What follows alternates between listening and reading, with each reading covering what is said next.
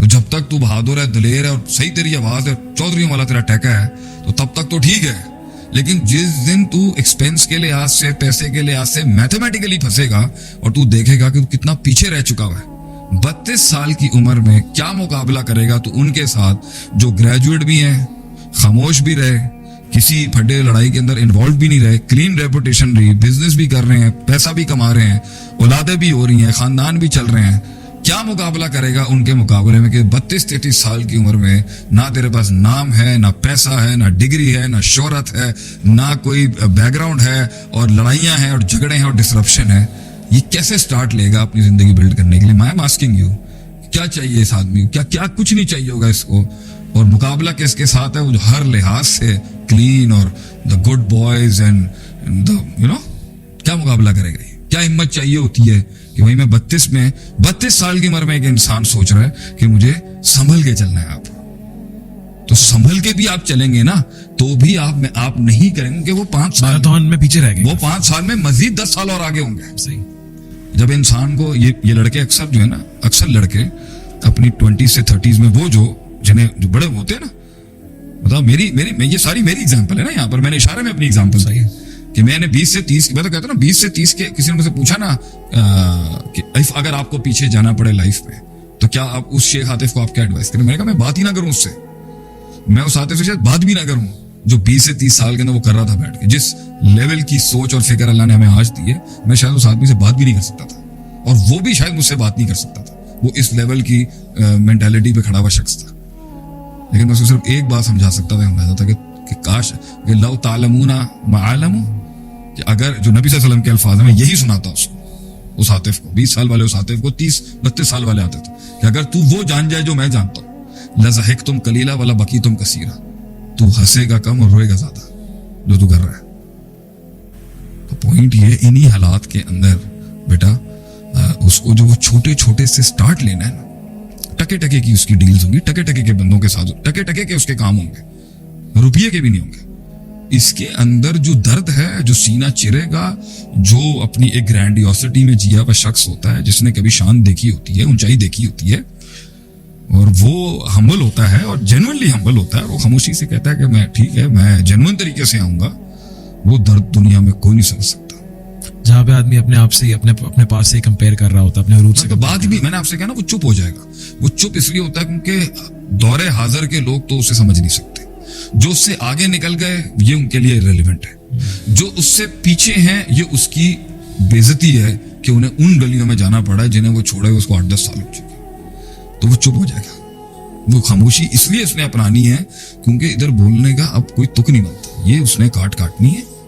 और उसे लोग ऐसे छोड़ के गए कि ये सोच के नहीं छोड़ के जाते बुरे वक्तों में, ये इन वक्तों में लोग ऐसे नहीं छोड़ के जाते कि शायद याद होगी, ये आपको कंप्लीट नलिफाई बोलते हैं। आपको ऐसे हालातों में जब लोग छोड़ते हैं ना आपको, ऐसे नहीं छोड़ते कि 10% आपकी याद भी हो, तलाक बायना होती है, वो प्योर होती है। आप जिस दिन यकीन नहीं आता यार, वाकई बिल्कुल ही निकाल दिया जिंदगी से। हाँ बिल्कुल, ये आप उसमें भी 4-6 महीने लगते हैं, लेकिन आपको वो बड़ा जबरदस्त अंदाज से सीखने को मिलता है कि आप टके के भी आदमी नहीं है उनकी जिंदगी में, वो चले गए आपको छोड़ के, आपकी कोई औकात नहीं, हैसियत ही नहीं आपकी इस जवाल के अंदर। ये एक मिसाल भी देता है ना, फॉर एग्जाम्पल आज किसी का इंतकाल हो जाए, और वैसे तो ये मुमकिन नहीं है कि बंदा कोई वापस आ जाए, लेकिन लेट्स सपोज कि 2 महीने बाद वो बंदा वापस खड़ा हो जाए कब्र से और वापस दुनिया में आए, तो वापस कब्र में चला जाएगा वो। सब आगे निकल चुके हैं, everything is going forward, it doesn't matter. उसके सगे ही उसे 2 दिन के बाद, वो रात को अभी दफना है, सुबह दफना होगा, रात को ऑन हो जाएगी पार्टी, दैट्स इट। तो पॉइंट इसके अंदर ये है कि इतना जब नशा लगा होता है ना करने का, तो वो छोटी छोटी अपॉर्चुनिटी, छोटे छोटे सेल पॉइंट्स, छोटे छोटे स्टेप्स, छोटी छोटी सोशल गैदरिंग, वो फुलफिलमेंट नहीं दे सकते उसको। वो यही जिहाद है ना, कि क्या आप डाइवर्सली एडवर्सली करेंगे एडजस्ट या नहीं, इस उम्मीद के साथ कि एक दिन ये बढ़ जाएगा और वो छलांग मिल जाएगी आपको जिसमें रहने की आबादी है। फॉर एग्जाम्पल, आप प्राइम मिनिस्टर की सीट से हार गए, आप सीएम की सीट से भी हार गए, आपने 15 साल पहले लोकल सिटी का एक एमपीए का सीट जीता था, आप एमएनए की सीट भी से, फिर आप नेशनल सूबाई पार्टी बन, आप बहुत स्टेटस पर, अब आप गिर चुके हैं, अब आपका वो स्टेट नहीं है, क्या आप फिर से एक एमपीए की सीट से करियर स्टार्ट करेंगे?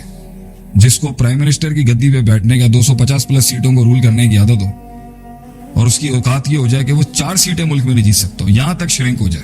ले लें किसी पॉलिटिकल पार्टी की एग्जांपल, जो कभी कभी कुछ और अब कुछ भी नहीं जीत पाते। Will you take the start from the very beginning to do the right thing to build that reputation again? और we can take an example of the businessman, जैसे कि 4 इंडस्ट्रीज चल रही हैं। हाँ, आज वो चारों बिक चुकी हैं। अच्छा, तो एक तो वो 4 इंडस्ट्रियां चल रही हैं जो बाप दादों से मिली, एक वो है जो हराम काम से मिली, और एक वो है जो मेहनत से बनाई हुई डूब गई। तीनों से फिर सवाल है, आप स्टार्ट करेंगे फिर से? इतनी जिंदगी खपाई हुई आप करेंगे? क्यों करेगा वो?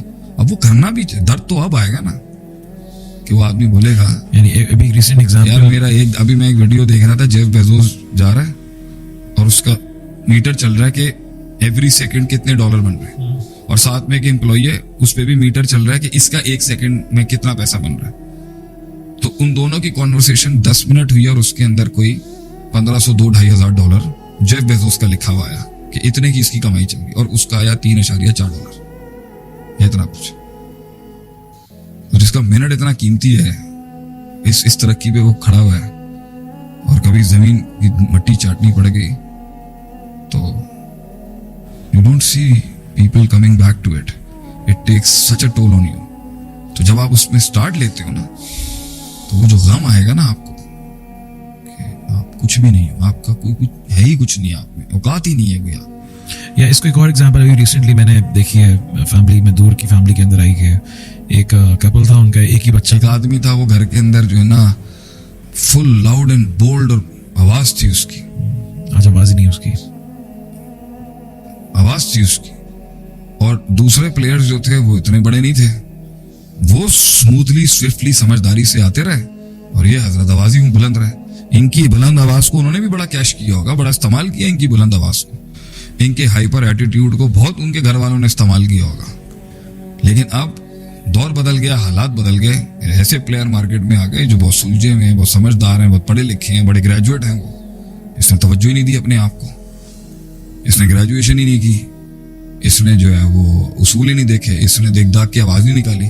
तो ये अपनी बोल्डनेस के अंदर अपना एक ऐसा किरदार दिखा गया, और कोई अपनी खामोशी के अंदर एक ऐसा किरदार अपना गया कि हालात ये हो गए कि सारे खाने ये जंगे लड़ते रहे अखलास के अंदर, उन्होंने खामोशियां अपनाई, तो अब उनका इमेज जो है वो पूरे खानदान के ऊपर बड़ा कायम है। अब जब इन्हें होश के नाखून आए तो पता चला भाई इनका तो हर चिट्ठे में ही एफ और डी से कम का ग्रेड ही नहीं है, और वो A+ है हर फील्ड में। तो इस जीरो से जिसने 10-12 साल, 32 साल 33 साल उम्र उसकी, और 17 साल से 18 साल में ग्रेजुएट होता है आदमी, इसने 12-14 साल में देखा ही नहीं कि बगैर फॉर्मेट और बगैर एक ऑर्डर के चलने के बगैर जो टोल आएगा ना तेरे ऊपर सोसाइटी का, जिस दिन तेरा वो हाइप और हाइप नीचे होगा ना, जिस तरह मारेंगे तुझे,